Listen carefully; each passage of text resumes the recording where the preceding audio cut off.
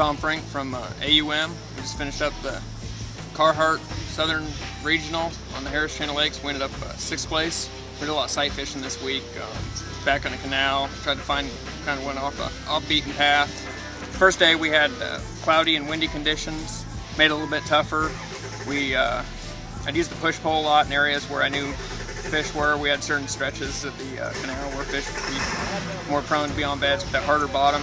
So I'd push pole around because a lot of the canal was about 2 feet, so I wouldn't want to silt up the area, dirty it up if I wanted to come back, which boat traffic today kind of hurt us because of dirtying up the water with the silt and stuff like that. Two, it helps out. We didn't have power poles. Power poles are probably one of the greatest things ever for sight fishing. So we'd use an anchor in the back and then have my partner take them up, maybe push pull if we need to get a little bit closer or farther away, not to get too far away from the fish, or, you know, kind of hold us in place so we wouldn't drift up on the fish. And then a lot of times too, if I'm cruising down the bank and I see one, I'll crouch down a little bit. The boat drifting by usually won't bother him too much. I also wear like a real lightweight hoodie when I'm trying to sight fish. Like today the sun was up a little bit more and it just blocks the sun from my eyes. When I come up on a bed and bass, if I can see a bed, a lot of times I'll be blind casting. You know, if you can see here, real dark bottom, if you can see a sandy bottom from a ways off, it's good to cast like a lightweight Cinco to them.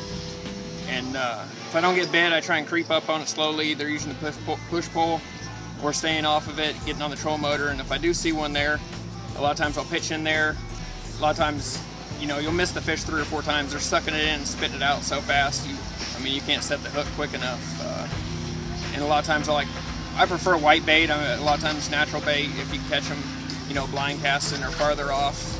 Tournament wise, you have to make sure the hook's in their mouth. So I really like, if I know a fish will go, I'll use that white bait just so I can see that they've taken the whole bait in their mouth, and I don't have to worry about, you know, hooking them in the side or outside the mouth. It just depends, you know, whether I want to stay on them with how long it takes them kind of to come back. And a lot of times after that first initial one, they kind of get used to you there and they get used to your bait going in there. So it all depends on how the fish reacts when I'm fishing the bed.